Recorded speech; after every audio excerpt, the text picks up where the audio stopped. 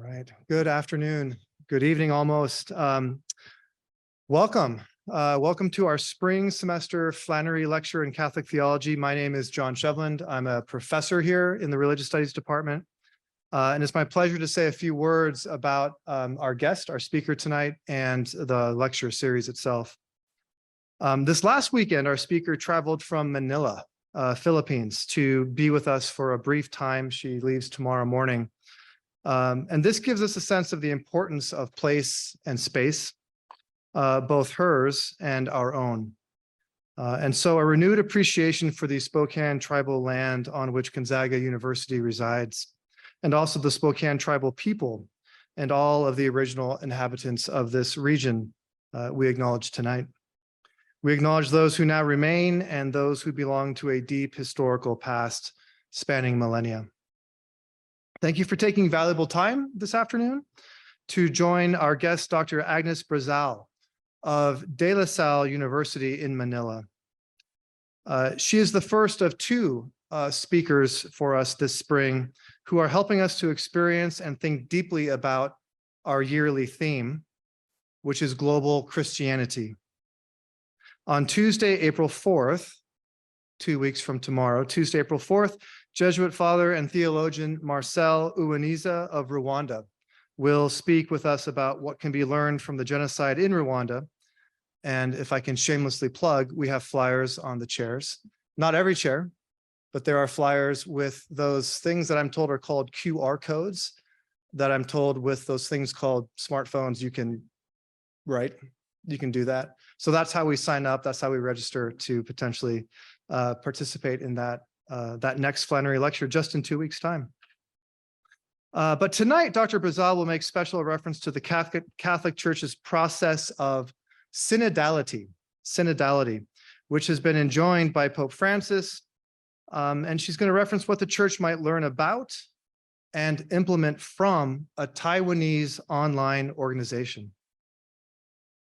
The Flannery Lecture is made possible by the Flannery Endowment, which was established in 1973 by Spokane's own Maud and Milo Flannery to promote the study of Catholic theology at Gonzaga. Tonight, we dip into that support 50 years later, grateful for the many ways the Flannery family has contributed to our university's life and intellectual work over 50 years. We have, as we always do, a member of the Flannery family with us tonight. Michael Flannery, Michael, and his husband, Dean Lynch, attend these events unfailingly, and it's always a pleasure to see them and to share our space with them. Thank you to Michael and Dean for your support of Gonzaga and our work. Thanks for your friendship.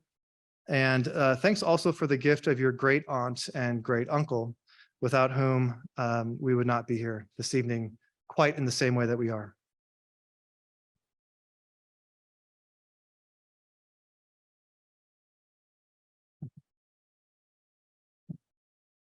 So as we gather this evening, we are conscious of deep rifts and divisions in the Catholic Church, which are painful and multifaceted, complicated, in need of not only further study and attention, but in need of what we'll learn about tonight, the synodal process itself. A synodal church is a community whose members come to respect each other's dignity, recognizing in each other not merely difference or disagreements, but rather a diversity of talents, gifts, and charisms, so that we understand ourselves to be a communion. A synodal church is a church whose members listen deeply to each other, consult each other, and create spaces for practices of rich inclusion, all premised on the fact that we have something to learn from each other, that we indeed stand in need of each other. Synodality places us in a spiritual stance of consultation, listening, dialogue, reciprocity, to effect inclusive patterns of journeying together, not merely as a temporary moment, but a permanent way of being a community. If synodality can help us to address our divisions and to learn unexpectedly, then the study of global Christianity or world Christianity can help us to decenter ourselves and bring those on the peripheries into the center. It is actually more accurate to acknowledge that in a world Christianity framework, the metaphors themselves of center and periphery do not quite work. They reveal our bias, whereas the study of world Christianity helps us to appreciate that we live in a world of many cultural centers and that our own center is but one. Dr. Agnes M. Brazal received her PhD in theology from the Catholic University of Leuven in Belgium and has taught for many years at LaSalle University in Manila. She's a highly regarded theologian on multiple continents, as a prolific author, and as an author with impressive breadth of scope. She's a past president of the Catholic Theological Society of the Philippines, DaKa Teo. She serves as the Asian regional coordinator of a project called Doing Theology from the Existential Peripheries.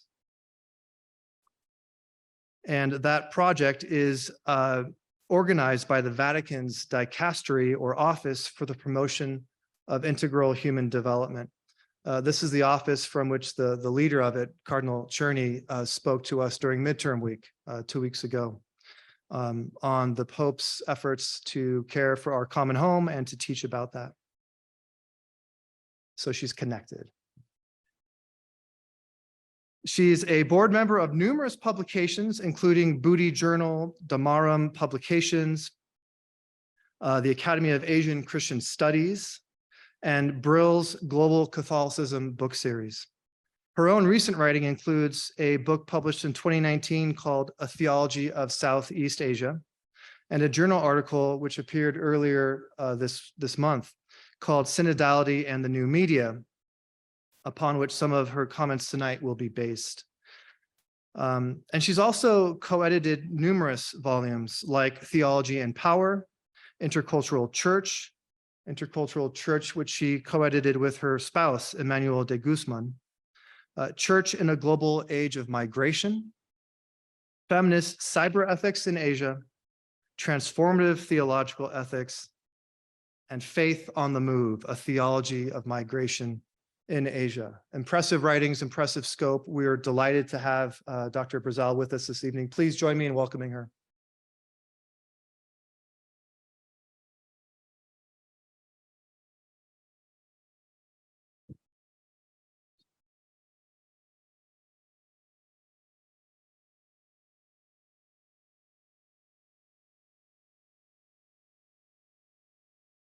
Thank you, Dr. John, for the kind introduction. Good afternoon. I am honored to be with you here today for this Flannery lecture on global Christianities. Special thanks to the Flannery family represented here by Michael Flannery and Dean Lynch for the endowed gift that made this lecture possible. Thank you as well to the Religious Studies Department of Gonzaga University, especially Dr. John Shevland, for inviting me to deliver this lecture and for your generous hospitality. This is not my first time at Gonzaga University. I was also here for the first annual Sister Mary Garvin SJNM lecture in 2014. My topic today is on synodality and the new media. As you may have heard,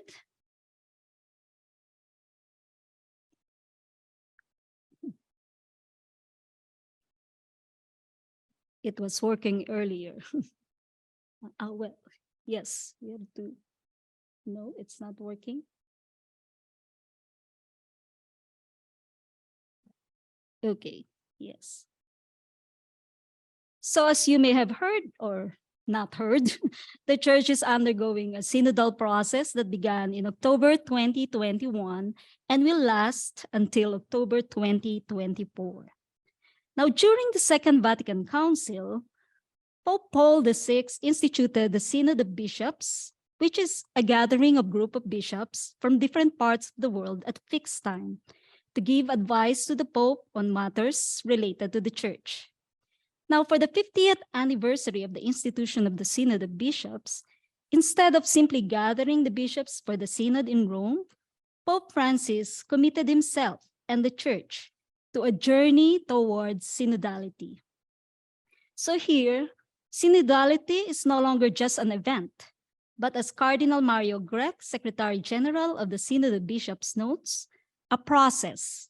It is a process of consultation in which the whole church is involved, especially those on the periphery who are often excluded and forgotten, and even those who have left the church. Now, this thrust toward maximum participation and inclusion will necessarily give rise to divergences and conflicts regarding theological issues. So in my presentation, I will explore how the use of new media following the vTaiwan model can be a means to go beyond an impasse and discern the consensus fidelium.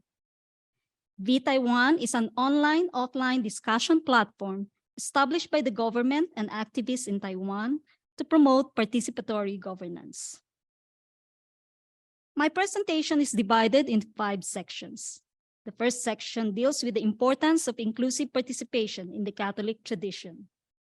In the second section, we elaborate on Pope Francis' expansion of the meaning of synodality from the Synod of Bishops to the Synodal Church. The third section examines synodality and the question of census and consensus fidelium.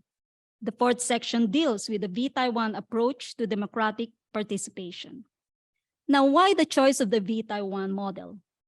vTaiwan, according to Crowd Law, managed by the Governance Lab at New York University, is the most institutionalized among the dozens of participatory governance projects worldwide. Tom Atlee, developer of the Wise Democracy pattern language, observes, and I quote, "There is nothing else quite like it in the world. And although it arose out of Taiwan's unique political history and conditions, it has many features, principles, patterns, and lessons that can inspire democratic evolutionaries everywhere," unquote. The last section will deal with the possibilities of appropriating features of the vTaiwan model in synodal processes. Inclusive participation in the Catholic social tradition. The Church has increasingly stressed the importance of participation of marginalized groups in decision-making and governance in various areas. Pope Benedict XV argued for the inclusion of the native clergy, who can understand better his people, and thus may be able to effectively introduce the faith to them. Pope Pius XI countered racist allegations about the intellectual inferiority of the native priest. And Pope Pius XII extends the rights of various ethnic or racial groups to be headed by a bishop from one of their own. As a social norm, participation in decision-making had been endorsed in Quadragesimo Anno, particularly in the worker sharing in the management or ownership of a company. Gaudium et Spes encouraged the participation of the largest number of people possible at every level in economic development and in juridico-political structures. In light of the greater need for justice among nations, Octogesimo Adveniens advocates greater share in responsibility and decision-making for developing nations. Along the same context, the Synod of Bishops 1971 affirms responsible nationalism that spurs people to organize politically toward their full development. For the theologian Christine Goodorf, the clearest statement on the need of humans to be self-determined is stated in Laborem Exercens, and I quote, "As the image of God, he is a person, that is to say, a subjective being, capable of acting in a planned and rational way, capable of deciding about himself and with a tendency to self-realization," unquote. The importance of participative decision-making in society and within the Church has been further stressed in more recent teachings. Caritas in Veritate links participation to the principle of subsidiarity, involving even the grassroots level. Centesimus Annus underlines that the Church values the democratic system inasmuch as it ensures the participation of citizens in making political choices. Evangelii Gaudium teaches that participation in political life is a moral obligation. In his call for societies that are open to everyone, Pope Francis admonishes the Church to specially ensure the active participation in civil and ecclesial community of hidden exiles, such as persons with disabilities and the elderly.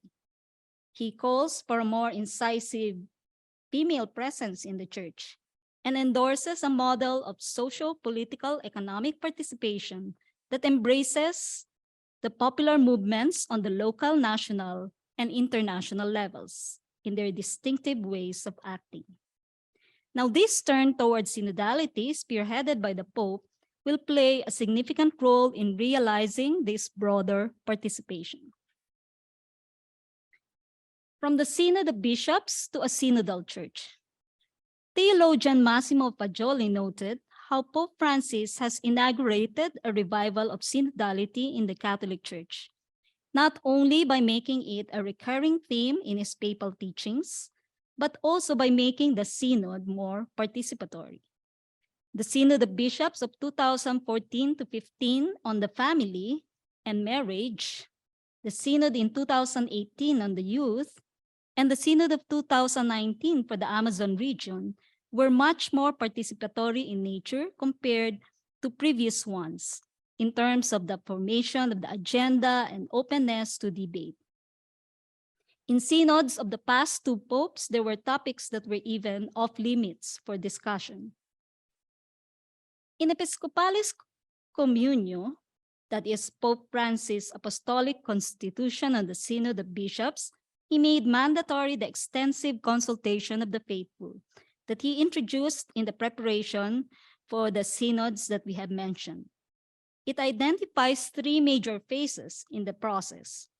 First, the pre-synod assemblies at the international, regional, and local levels, where the people of God can be consulted on the theme of the synod. Second, the Synod of Bishops itself, which is the celebratory phase. And third, the implementation phase, where the synod's conclusion, as approved by the Pope, is received by the churches. By integrating the pre-synod assemblies within the synod process itself, the synod has become an expression, not just of the doctrine on collegiality of bishops, but of the church as people of God. The process not only starts, but also ends with the people of God in the implementation phase. The Pope, since the beginning of his pontificate, has stressed the centrality of the people of God and how the hierarchy must be in its service in the fulfillment of its mission. Furthermore, Episcopalis Communio explicitly stated that non-bishops or religious who can have voting rights and non-voting guests, for example, fraternal delegates from other churches not in communion with the Catholic Church, special guests, or those with acknowledged authority on the theme, may be invited to the Synod of Bishops, and the Pope determines their role in each case. So this formalizes a process that has been adopted in previous synods in Francis' pontificate, but which has been questioned by some quarters. As you can see in this poster,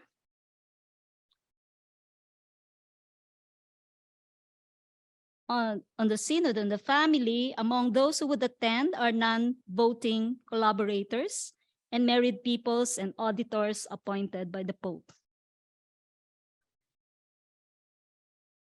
It is likewise possible for institutions of higher education that are specially competent in relation to the synod theme upon invitation by the competent authorities or through their own initiative to submit their views to the General Secretariat of the Synod.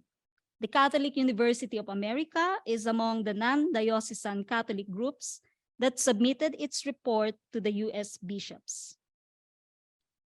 Episcopali Communio provides a space as well for various groups to directly submit to the General Secretariat their contribution. So this allows groups to ensure that their concerns gain greater visibility and are elaborated on more fully. So some of the reports that were submitted directly to the Vatican was the International Survey of Catholic Women and the report of the New Ways Ministry. The International Survey of Catholic Women involved 17,200 respondents from 140 countries, the largest survey ever of Catholic women in the Church's 2,000 years of history. The New Ways Ministry, on the other hand, is a Catholic group that advocates for gender equity, inclusion, and justice for LGBTQ+ persons. Lastly, the Pope, as president of the Synod of Bishops, can permit a Synod's assembly document to be published as official teaching, as prescribed in Episcopalis Communio.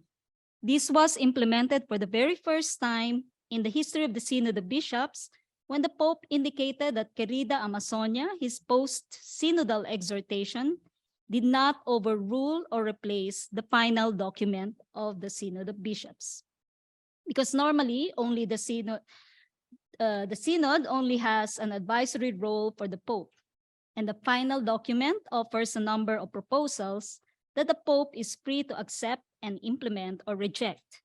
In the past, such as in the case of the Synod of Asia, the final document of the Pope, which was Ecclesia in Asia, did not reflect fully the sentiments of the Episcopal conferences. In the case of the Pan-Amazon Synod, Pope Francis did not cite from the final report of the Synod, referring instead, and I quote, to officially present the final document and to encourage everyone to read it in full, unquote. So remember that in the context of the need for more indigenous priests, the final document of the Pan-Amazon Synod suggests the ordination of married men of virtues in the region. So that Querida Amazonia did not replace the final document can be interpreted as a tribute to the Synod Fathers in line with Francis' trust towards a synodal church. And it can also mean that the discussion on married priests has not yet been closed. Pope Francis' style of governing is likewise characterized by the primacy he gives to listening. The Pope has expressed how synodality can enlighten or guide the exercise of papal primacy. Pajoli described the formation of the Council of Cardinal Advisors by Pope Francis, which met 30 times until June 2019, as a supracurial body of consultation with the Pope and a different way of using papal primacy. Furthermore, the Pope's relationship with episcopal conferences can also be described as more synodal. For example, in cases of impasse on certain issues, he brings the decision back to the National Conference to resolve. So this was the case with the Italian Episcopal Conference, where the issue was the selection of the president, and Pope Francis was in favor of election, but majority of the bishops don't want election, so he gave back the decision to them. Lastly, his openness to listen and discuss issues such as the ordination of women to the diaconate is remarkable when compared to the stance of his predecessors. Synodality and consensus fidelium. Underlying the synod consultation is the importance given to the sensus fidei, sensus fidelium, and consensus fidelium. Sensus fidei refers to the instinctive capacity of the virtuous believer to discern the truth of faith, inasmuch as each one has been gifted with the Holy Spirit in baptism. Through the sensus fidei and the gift of the Spirit, the believer is able to sense and anticipate how Christian practice can develop most appropriately in new historical and cultural contexts. Sensus fidelium, on the other hand, is the sensus ecclesiae. It refers to the church's instinct of faith, the supernatural appreciation of faith on the part of the whole people, when from the bishops to the last of the faithful, they manifest a universal consent in matters of faith and morals.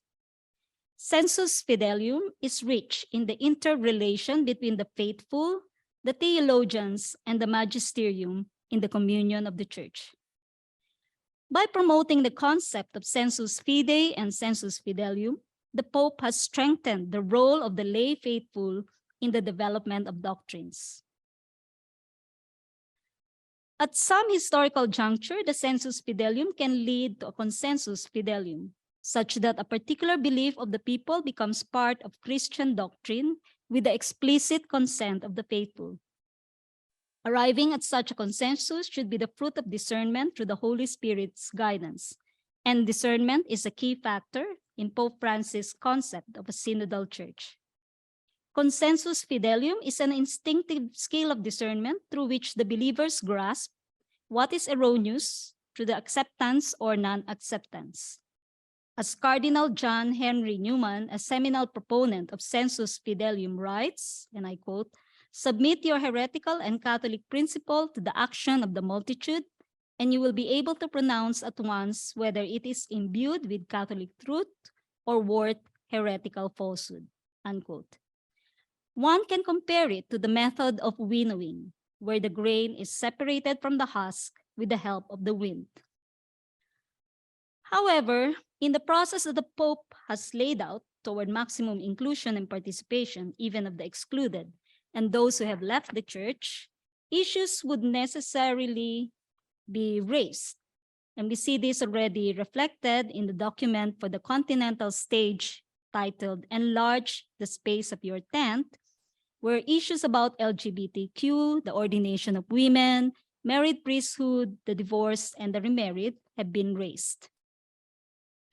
It is interesting to note that the International Theological Commission in the 2014 document Sensus Fidei in the Life of the Church has recognized the value of dissent within the church as inspired by the individual's sensus fidei. Alerted by their sensus fidei, individual believers may deny assent even to the teaching of legitimate pastors if they do not recognize in the teaching the voice of Christ, the Good Shepherd. The sheep follow the Good Shepherd because they know his voice. They will not follow a stranger, but they will run away from him because they do not know the voice of strangers. The view about dissent here is very different from the 1990 document, The Ecclesial Vocation of the Theologian, by the Congregation of the Doctrine of the Faith under Cardinal Joseph Ratzinger, which states, and I quote, "To succumb to the temptation of dissent is to allow the leaven of infidelity to the Holy Spirit to start to work," unquote. Now, while this is a welcome development, theologian Charles Curran holds a pessimistic view of both the German synodal way and the Vatican Synod on synodality, saying that the failure to arrive at an agreement will only lead to frustration and disillusionment, which will in turn lead some to leave the church. The German synodal path commenced in December 2019, preceding the Vatican Synod. Its supreme body is the Synodal Assembly, composed of bishops and an equal number of lay Catholics and representatives of religious orders. Among its resolutions are church blessings for same-sex couples and allowing women to preach. So in my presentation, we shall explore the potential of new media in overcoming polarizing divisions within the church. New media and synodality. In the context of the COVID-19 pandemic, the Vademecum, which is the official handbook for the Synod on Synodality, has recognized how online meetings or hybrid synodal sessions can be an effective alternative to in-person meetings. New media, however, need not just be an alternative option, but can foster forums integral for ensuring that the synodal process reaches maximum and diverse participation, as well as arrives at the consensus fidelium. One promising model is that of the vTaiwan that employs new media to promote participatory governance within the framework of wise democracy. The wise democracy paradigm is a collaborative, holistic, qualitative approach that veers away from majoritarian votes and instead tries to address opposing views to arrive at a more adequate response to an issue. Wise democracy integrates three dimensions of democracy: power, or the ability to implement decision, participation, and collective wisdom. And it foregrounds the generation of collective wisdom. It engages the participation of a broad diversity of citizens, including the mainstream, to generate this collective wisdom and overcome partisan divide, as well as foster trust in authorities. It has worked at a large scale on the national level in Austria and Germany. vTaiwan, a historical background. Taiwan may be an unlikely model for democratic governance. It held its first direct presidential election only in 1996, almost 10 years after martial law was lifted in 1987. However, it has developed a strong civil society based on community associations that historically look for common solutions through joint action. And this collaboration has in the past decade been facilitated by the development of cyber communication. As Taiwan is a very small island, 245 miles long and 90 miles at its widest point, it was not difficult to deploy internet connectivity, such that 87% of the 23 million residents over 12 years old are now wired. Now, in 2012, some politically concerned computer programmers who referred to themselves as civic hackers established a system of auditing Taiwan's central government budget by its citizens, giving birth to Gov or Gov0. No, they are not anti-establishment tech-savvy anarchists. The Gov0 movement is composed of activists, coders, designers, scholars, and ordinary citizens who employ tech innovation to allow people to have access to information that can help them reshape policies. Gov0 was a key organizer of the 2014 Sunflower Movement, when in March 2014, hundreds of young activists physically occupied Taiwan's national legislature for around 3 weeks in protest of a pending free trade agreement with China, criticized as a step towards Taiwan's unification with China. This civic consciousness and commitment to nonviolence garnered large-scale support and eventually led to a change in government in early 2016. Called the Sunflower Movement, it generated new political parties and collaborations between traditional political parties and activists, thereby continuing to reshape Taiwanese politics. So vTaiwan is among the legacies of the Sunflower Movement. vTaiwan, a crowdsourcing model. In the context of a decreased trust in government and its institutions, Gov0, at the invitation of the Taiwanese Minister for Digital Affairs, created vTaiwan, an online-offline discussion forum that seeks to foster civic deliberation process for shaping legislation. Through its transparency, it hopes to revitalize trust in government and belief in its legitimacy. So vTaiwan started in 2015 in the midst of debates about legalizing the sale of alcohol online. To address the impasse created by the fact that the various stakeholders, alcohol sellers, e-commerce platforms, and social groups, worried that this would make liquor more accessible to children, were talking past each other. Some government officials and activists took the discussion to a new online platform that they referred to as vTaiwan. So the deadline was resolved within a few weeks with the following recommendations. 1, only selected e-commerce platforms and distributors can sell alcohol online. 2, purchases can only be done by the use of credit card. And 3, only convenience stores can serve as collection points for the purchases, thus rendering it impossible for children to access the liquor. So these were incorporated into a draft bill that was sent to the parliament. Now, what made vTaiwan successful in bridging an impasse? One of its key parts is Polis, an online platform where anybody with an account can post the topic for debate. It is different from other online forums in that one cannot reply to the comments, thus preventing mutual trolling. Platforms like FB are engineered to keep you on site, and this means serving up content that provokes the strongest emotions, either in favor or against the comment. In Polis, a user can only upvote, downvote, or pass a comment. There are no echo chambers.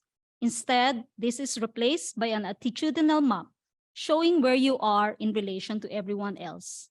The upvotes and downvotes are mapped visually to cluster those who have voted similarly and generate the points of division and consensus from hundreds or thousands of comments. This is done employing real-time machine learning or artificial intelligence. This visualization of the groups in real time and how they are voting vis-a-vis comments incentivizes participants to formulate statements that are more nuanced, likely to drive consensus. Taiwan's research reveals that oftentimes users, after disagreeing with a statement, submit their own statement that addresses their concern and appeals to both parties, generating more upvotes, thus reducing the gaps. So they will see in real time the gaps being reduced. People compete to bring the most nuanced statement that can win most people across. Polis thus gamifies consensus, and in the process reveals hidden points of agreement. Therefore, even as there is no direct interaction among the users, Polis fosters discernment and deliberation among the users such that they are mutually shaped by each other's standpoints. The vTaiwan platform allows the opposing sides to interact and realize what they have in common.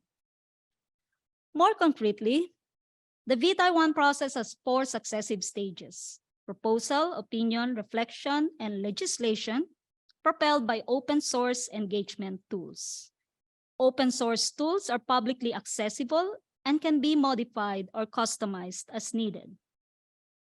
So in this diagram, the proposal stage is represented by the white box, the opinion stage by the light gray box, the reflection stage by the dark gray box, and the legislation stage by the darker gray box. In the proposal stage, any individual or group can submit an issue that he or she feels the need to address. A rolling survey is often conducted asking people about their experience and knowledge of the issue and soliciting recommendations for other possible respondents to the survey. The survey rolls, for example, through Facebook groups, as people recommend others who are involved or affected by the issue. Through the responses, the issue is identified and clarified. Then volunteer vTaiwan activists determine the stakeholders in the issue. That is, anyone who will be affected by the issue or has the power to shape or shift a decision on the issue. At the opinion stage, volunteer vTaiwan activists create educational materials based on the information gathered that are accessible to the stakeholders and will later be used as a point of reference in successive deliberations. The materials often include a dictionary of the terms related to the issue so that this can be easily understood by ordinary people. This process is propelled by a self-initiated volunteer workforce and crowdsourcing approaches similar to those that support Wikipedia. Polis is then employed to gather opinions of large groups of participants. Any registered user can post a statement that others can take positions on. The rough consensus starts to emerge at this stage through the Polis algorithms. The organizers then publicly publish and send to concerned government agencies raw and analyzed versions of the forum interactions. These reports foreground statements around which there is consensus, as well as statements that are polarizing. These shape the direction of the discussion in the reflection stage, where consensus can further crystallize. Before proceeding to the next stage, the vTaiwan volunteers conduct 2 in-person meetings to decide whether to spend a month more in the opinion stage or to proceed to the reflection stage.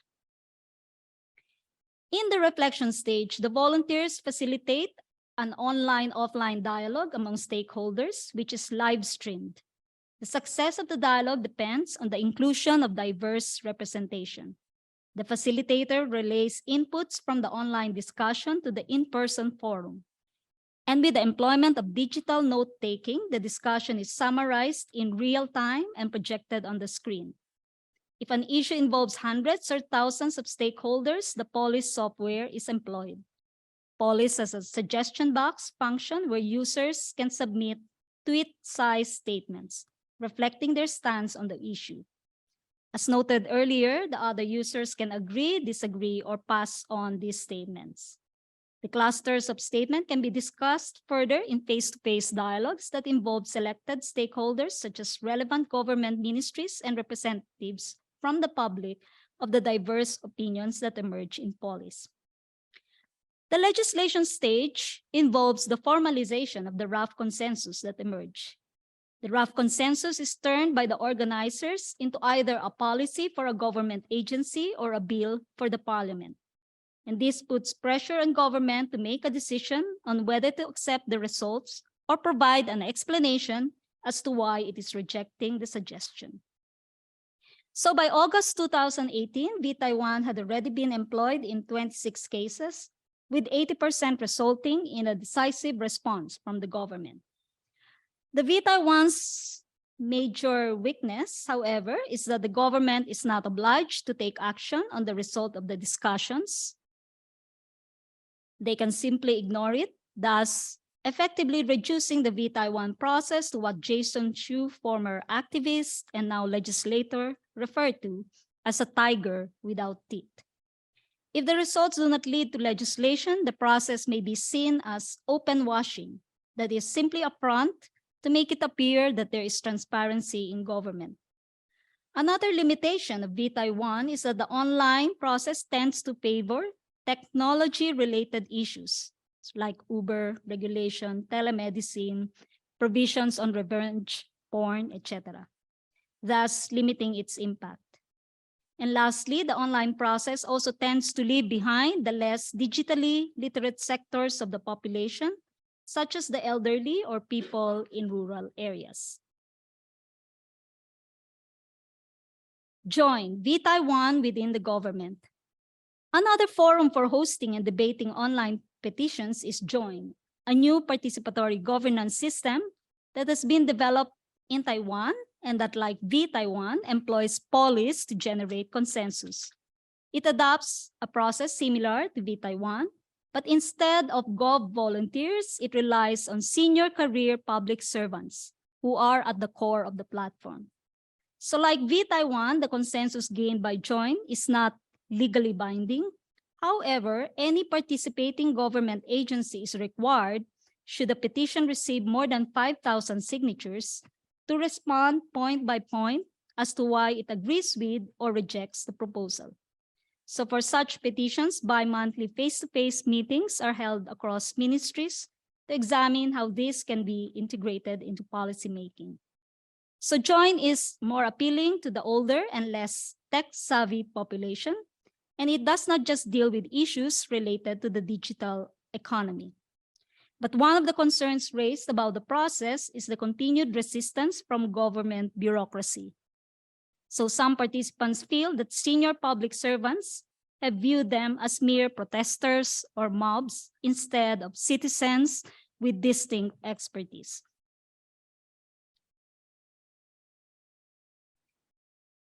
Discerning the consensus fidelium in a pluralistic society. The vTaiwan process can provide a general model for the church in the cyber age to help it foster greater participation and thus become more truly synodal in its deliberations. The International Theological Commission document Synodality underlines the need to establish mechanisms for consulting the entire people of God, citing the Roman law principle used in the medieval church, quote, "What affects everyone should be discussed and approved by all," unquote. Episcopalis Communis has also allowed for the identification of other means of consulting the faithful. Digital synods have already been conducted, not only to reach out to those who have left the church, as in the Diocese of Brooklyn, but also to serve as the main platform for the synodal consultation itself, as in the digital synod initiated by the Dicastery for Communication that reached 20 million people and received 110,000 responses. Through such digital synods, it is now possible for the faithful to express their views directly and participate on issues affecting the church. New media, together with in-person assemblies, can ensure greater accessibility and inclusion, identified by the Vademecum as important in the unfolding of the synodal process at the local level. Polis, in particular, can contribute to finding consensus on fractious issues. In gamifying consensus, polis functions as a sort of grace or virtue structure, that encourages participants to foster consensus instead of polarization. So what is a grace or a virtuous structure? So these are structures that enable or foster choosing or doing the good. Furthermore, Polis adopts a model of consensus that does not simply harmonizes by glossing over differences, or simply by working within the church framework, where what can be discussed, how it can be discussed, and who can be involved in the discussion are predetermined. For example, in the past, you could not even discuss ordination of women openly. The consensus-seeking process here provides a space for dissent to renegotiate what is visible, sayable, and meaningful in the church. Now, the Vatican on various occasions has issued warnings against treating the synodal process in parliamentarian ways. The document Synodality cautioned against interpreting the consultation with the faithful in terms of a parliamentarianism on a political level. Pope Francis has also underlined that the Synod of Bishops should be an occasion for prayerful discernment and not of parliamentary lobbying. The synodal process is not a mere majority consensus like a parliament. Likewise, among the pitfalls in the synodal process that the Vademecum has identified is reducing the synod process to something akin to a win-lose political battle. On issues about women, the church has oftentimes argued that the church is not a democracy, but neither is the church a monarchy or a theocracy. US American historian Scott Appleby says it is closer to a hierocracy that is ruled or governed by a holy caste. At the same time, however, Pope Francis spoke of the Amazonian Synod as, quote, a rich and necessary parliament, unquote, though it did not reach the point of discernment. It got stuck in the parliamentary battle, particularly on the issue of ordaining married men in the Amazon region. The Pope himself has encouraged conversation on controversial issues, but the question is, how can this be done in a way that engages the greatest number of the faithful and the inclusion of a diversity of voices without falling into polarized disagreements? So the vTaiwan approach can assist us here as it adopts a process that is not majoritarian, but instead promotes participatory governance. The appropriation or adaptation of some of the features, principles, patterns, and lessons of the vTaiwan model in offline-online synodal processes can help avoid the threat posed by the virus of polarization. So first feature of the vTaiwan model that we can appropriate is non-anonymity. Participants in the online discussion are registered with their real names. Knowing the background and social indicators of the user is important in ensuring authenticity and accountability. A second major feature is the use of polis, which facilitates a kind of communal discernment process. The vTaiwan model does not operate from a competitive, majoritarian, quantitative democracy that produces winners and losers, but within a collaborative, holistic, qualitative democracy that generates wisdom.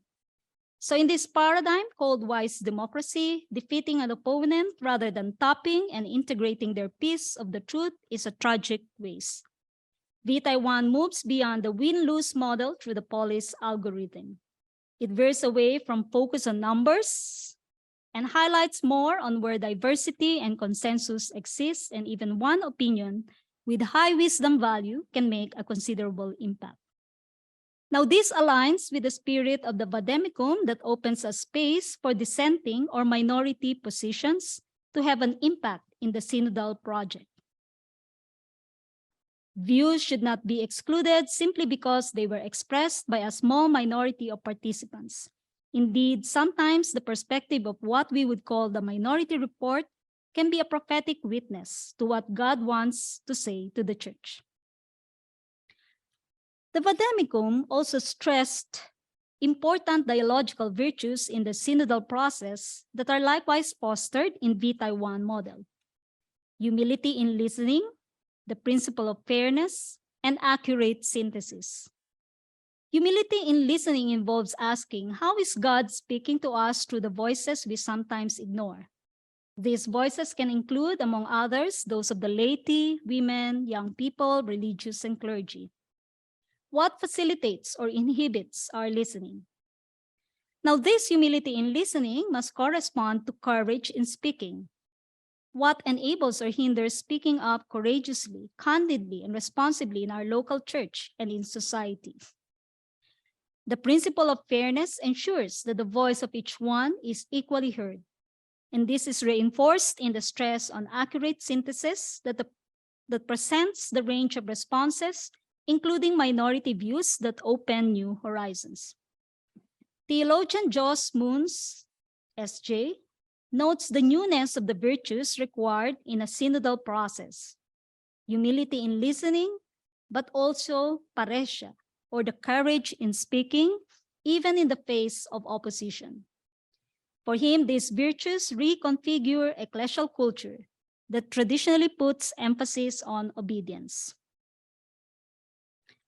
A third major feature of the vTaiwan model is transparency. It promotes open source and open space. All activities and products must be fully and publicly available to all parties. Similarly, the Vademecum underlines the importance of transparency. It prescribes the need for clear communication of the processes of invitation, involvement, inclusion, and aggregation of input. A fourth major feature is responsiveness. People in official positions are part of the process, and they are required to give a response to the issues raised by a significant number of users. So example, if it's a consensus stance, or as enjoined, if the petition receives at least 5,000 signatories. While nothing parallel is stated in the Vademecum, responsiveness is in line with the principle of accountability. The principle of accountability requires decision makers and deliberators to attend to the claims of all those who will be impacted by their decisions, including future generations. The vTaiwan model has limitations that need to be addressed, if ever appropriated, within the synodal process. First, there is the need to be mindful of how to include those who are not wired, either through hybrid or high flex, that is simultaneous online, offline conversations, and or providing them means, for example, provide mobile data to access the internet. So like in the Philippines, this was done to allow basic ecclesial communities, grassroots leaders to meet online with other parish leaders. Secondly, there is a need to integrate moments of prayer to listen and learn from each other and discern the spirit of truth in the hybrid high-flex sessions and in the different stages of the process: proposal, opinion, reflection, resolution stage. Lastly, as noted earlier, a weakness of both vTaiwan and Join is that there is no responsibility on the part of government to heed the consensus emerging from the discussions. The same liability would confront the church if some version of vTaiwan is appropriated in the synodal process. The document on synodality by the International Theological Commission cautions us, though, not to underrate the largely consultative nature of the synodal process. Similarly, the Vademecum states, and I quote, "The path of synodality seeks to make pastoral decisions that reflect the will of God as closely as possible, grounding them in the living voice of the people of God," unquote. However, while the process aspires for maximum inclusion, the church's decision-making bodies are not representative. Women are largely excluded from these bodies, except for the Assistant Undersecretary to the Synod, Sister Natalie Becart, who has a voting right. So she's the only woman with a voting right in the Synod. So in this regard, the German recommendation that a synodal council function both as a consultative and deliberative body on important developments in the church and society on a supra-diocesan level is a way forward.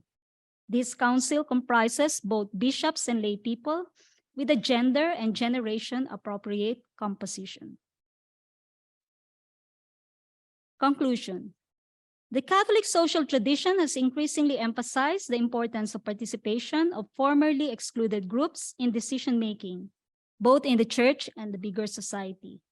While Paul VI established the Synod of Bishops in 1965 as a permanent council of bishops to advise and provide information to the Pope, Francis broadened it to be a means through which the broadest consultation possible can be made, with a diverse representation of voices, especially among those on the peripheries, even to the point of including those who have left the church. The risk of creating an impasse in the synodal process due to polarizing disagreement is high. In this article, we have proposed the appropriation of the following features of the vTaiwan model as a consultative, holistic, qualitative approach toward discerning consensus fidelium: non-anonymity, the use of polis, and transparency. We have shown how these are aligned with the vision of the synodal process as expressed in the Vademecum. But the main question, however, is the extent to which this process can succeed when the decision-making body, the Synod bishops, is not as representative as the Synod assemblies. Thank you.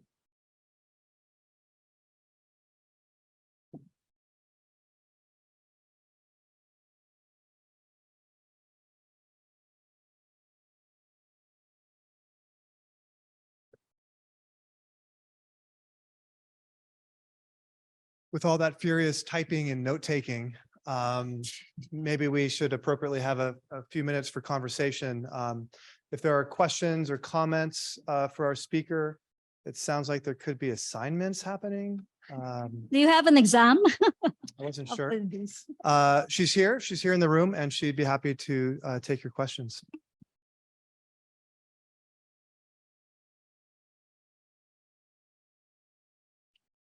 Michael Flannery. Thanks very much for your speech. If you're looking at the program you've created that have been created in Taiwan, you're looking at a relatively homogeneous population, perhaps, and you hope to gin that up to do all of the Catholics or Christians in the world. Is there anything that people have tried to figure how that might work? Because you're dealing with such diverse groups of people. Well, actually, the vTaiwan model was created in order to accommodate the diversity of opinions. No, I don't think the Taiwanese are homogeneous, no, in their position to different policies. So it's actually to be able to hear from these diverse people and their opinions, and then find the consensus. Yes.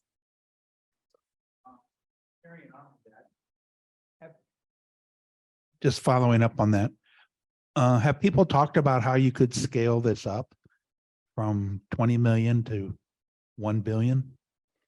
And Well, can the algorithm handle?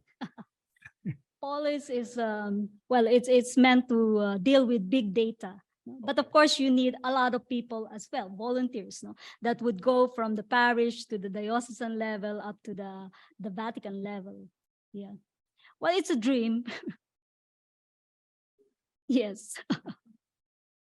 But we are in the cyber age. I mean, we have this technology, and then yeah, we want to consult all the people. We say that, but to what extent have we done that? We cannot, of course, consult everybody, but we should aspire for the maximum inclusion.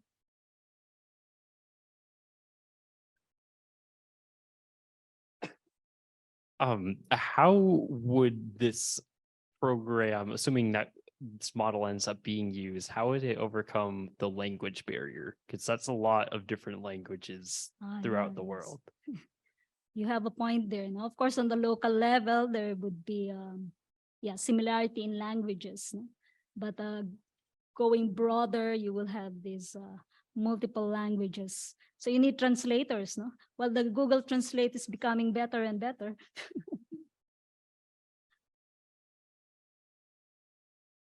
But yeah, that's a good point.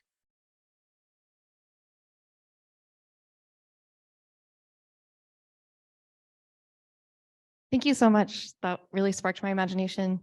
I was wondering about the consensus fidelium. I don't have much of a background in Catholic theology. I was wondering, on the slide it said at certain historical moments this might happen. And as a historian, I'm wondering if there are historical moments that were like sort of indexed there. Are there moments of Usually it pertains to devotions, no, like the dogma of the Immaculate Conception. Yes. Or even the the Arian controversy. Yes, and yeah, the affirmation of the divinity of Jesus. Actually, that was in a way endorsed more by the laity, no, rather than the bishops.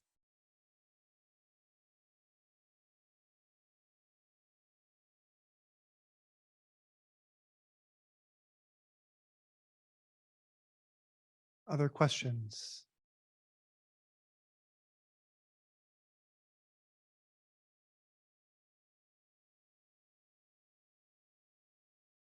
So when social media began to explode in the United States, there was a great deal of hopeful expectation that it would move in the direction of more democratic participation for persons, but it seems to have moved in different directions than that. Do you believe that are there market forces that would impede this process in social media? And then I'd like to tag on a second question, if I might, and that is, what is it you think in the structure of Roman Catholicism itself that would impede the willingness of leadership to embrace the political ideals behind vTaiwan and polis? Yes, certainly with us as well, we thought of social media as something that could foster democratic participation. But in our case, like the election of Duterte, he's a populist leader. It was brought about by disinformation, no, about the past president, no? And now we have elected the son of the dictator. So again, they spend a lot of money, no, for social media, no, to spread disinformation about the martial law regime. But certainly there are market forces behind this, no, because Facebook earns a lot, no. Of course, governments are trying to regulate it. No, like Germany, they would have some penalties. No, if you post disinformation, but still, I think it's not being adequately addressed. But I mentioned polis as a virtuous structure. Well, it's not from a business group. No, it's from social activists. No, it actually started in Seattle during the time of the Arab Spring and Occupy Wall Street. So as long as it's not it does not become a business, then it will be a neutral space, no. But it's also a virtuous structure because it doesn't foster polarization. Instead, it encourages, no, the finding of consensus.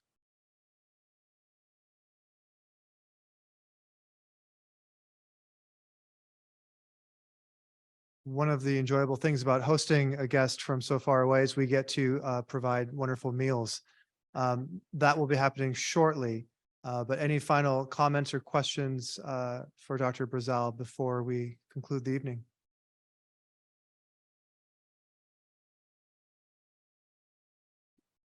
Maraming salamat.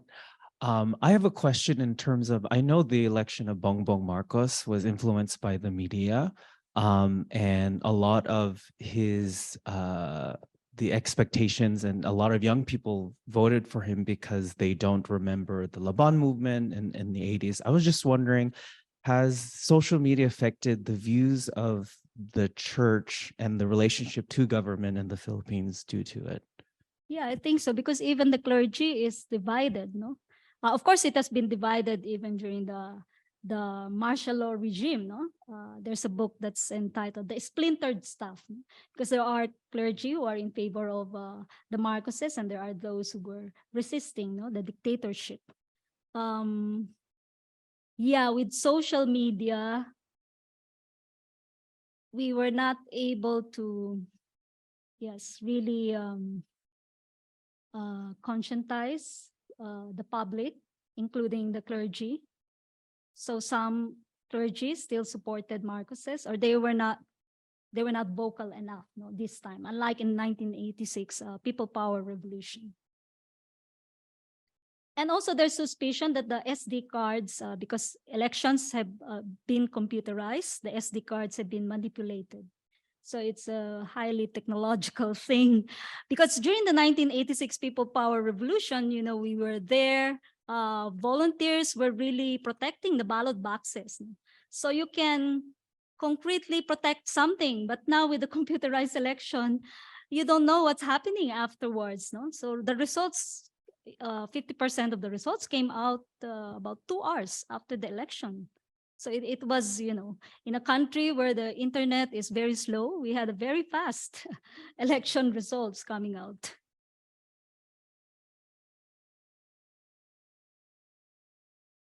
As I make the long walk, I wonder if I might impose a question as well, and that would be to do with you know, the pattern that we seem to talk about synodality as almost as a practice for the laity. The laity are kind of clawing their way toward having a voice. From the other side of it, though, what would you speculate or hope would be the benefit of synodality for priests, bishops, cardinals, the curia, whomever in the ordained portions of the church? What do they stand to benefit from in particular, in your view? Well, for the Pope, at least is able to hear now what the people are saying, because as I have mentioned, you can submit, even if you are an individual, no, or any group can submit directly to the secretariat, no, what you feel about a certain issue. And so, yeah, as I mentioned, there are some groups that did that, no, submit directly. So the same is true with bishops and priests who want to listen to what the laity are thinking. But even among the clergy, there would be, I suppose, divergence of opinions on theological issues. So their voice would also be heard in this synodal process. No? We do it correctly. Thank you for your talk, ma'am. I know we live in a time where we have multiple meanings to a particular word. What a certain word means to someone in location A could be read differently in another location. Through your talk, I also read the paper. We have terminologies, synodality, peripheries, margins, coming to the core, coming to the center. And then I hear inclusion also. I hear you talk about the natives, like those in the Amazon, will be, or they are already, I need clarification, are they already getting ordained? No. Those who are married, or is in process? And then when we talk about inclusion and periphery, and then you show a picture of Sister Natalie Banque, yes. Right. She's the only one that has the voting right. Mm-hmm. How does that help me understand the term inclusion? Is that a new concept? Is that a new meaning? It's a process that we want, no? We need structural changes, no, for real inclusion to happen. And well, the Pope was interviewed in relation to the women, no, that will be participating in the synod, no? Because it's only Sister Natalie who has a voting right. But his response was, all the members will be able to vote. So I'm hoping that that would include now women religious, because the brothers, the LaSalle brothers who were there in the past synod, they were able to vote, but the women religious were not. No, I think the Pope is doing small steps to change the structure slowly. So at least for us, we've been waiting for for quite a time for reform in the church. That's good news. At least now we can speak out. No, we can say what we think about certain issues, and then hopefully the structural changes will come. The Latin American Synod, they already established an ecclesial assembly similar to the synodal assembly of the German Synod. No? So that's a structural change that is also important, because in these assemblies, so they are the highest decision-making body. There's an equal number of bishops and the laity. And the Pope did not object, according to Professor Rafael Luciani, to the Latin American structure. So maybe he's changing his mind, because initially he was saying, yeah, we're not into structural changes, but slowly things are changing.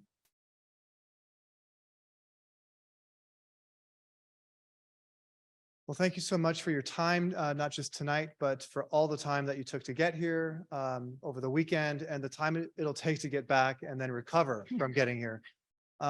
Truly grateful, Dr. Brazal, for your visit. As we retire to the rest of our evening, please do consider either taking one of these flyers with you, or, because we are connected, using your smartphone and whatever it's called, the QR code, scanning that, and consider attending our next Flannery event, which is in 2 weeks' time. And it is a webinar only. So we don't get to be quite together, sort of together, but it'll be over Zoom. Thank you so much. Please join me in thanking Dr. Brazal.